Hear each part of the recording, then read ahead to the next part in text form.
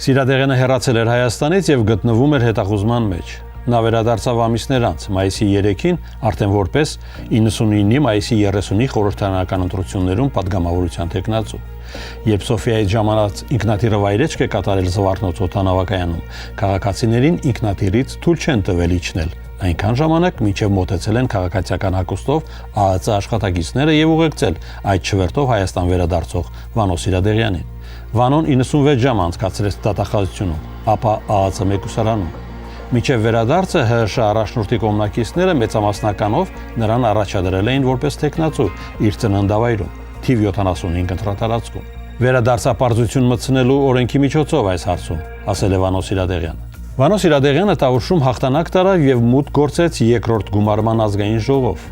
Նոր խորհրդարանում Սիրադեղյանը հայրենի նոյեմբերյանի շրջանից էր ընտրվել։ Հատկանշական էր, որ ՀՀՇ-ից ազգային ժողովում միայն մեկ падգամավոր էր ընտրվել, այն էլ մեծամասնական ընտրակարգով։ Վանոն կրկին անձեռնմխելի էր։ Սակայն ընտրություններից 6 օր առաջ, մայիսի 24-ին, Երևանի առաջին ատյանի դատարանում ընթերցվել էր Արմեն Տեր-Սահակյանի հանցախմբի մեղադրական եզրակացությունը, որում առանցքային դերակատարություն էր վերապահվել Վանոյին։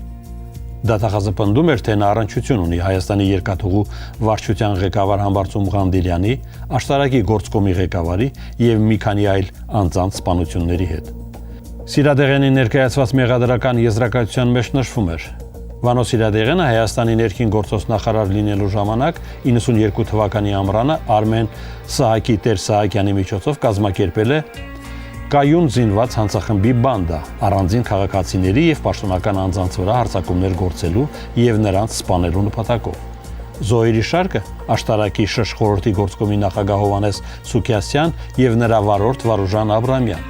Հայաստանի երկաթգծի վարչության պետ Համբարձում Ղանդիլյան, Հայաստանի դատախազության քննչական վարչության պետ Վլադիմիր Գրիգորյան, որի դիտավորյալ սպանության փորձն ավարտվել է ձախողմամբ, ինչպես նաև Սերժ Ջիլավյանի չկայացած մահափորձը Արթուր Հովհաննիսյանի եւ Կարեն Ռաֆայելյանի հետագա սպանությամբ։ Արմեն Տեր-Սահակյանի փաստաբանը լրատվամիջոցներին հաղորդել էր, որ դատախազությունը իր պաշտպանյալից ցուցմունքներ էր կորզել ամիսներ տևած հարցաքննություններից հետո, երբ նա Հայաստանում չէր։ Ի վերջո սեպտեմբերի 9-ին Վանո Սիրադեղյանը կանգնեց դատարանի առջև։ Ճաղերի հետևում Վանոյի գործով 11 ամբաստանյալներ էին, իսկ Սիրադեղյանը դալիճ մտավ փաստաբանների ուղեկցությամբ։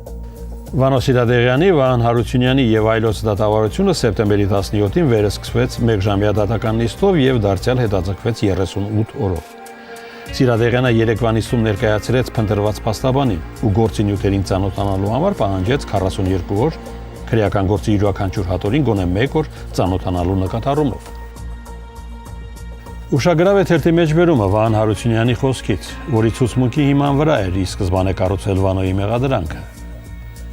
Վահան Հարությունյանը նույնիսկ կարեկցեց իր բախտակից Վանո Սիրադեղյանին, այս ամբողջ մեղքը բերել փաթաթել են Վանոյի վզին, ակնարկելով ժամանակի մյուս իշխանավորներին։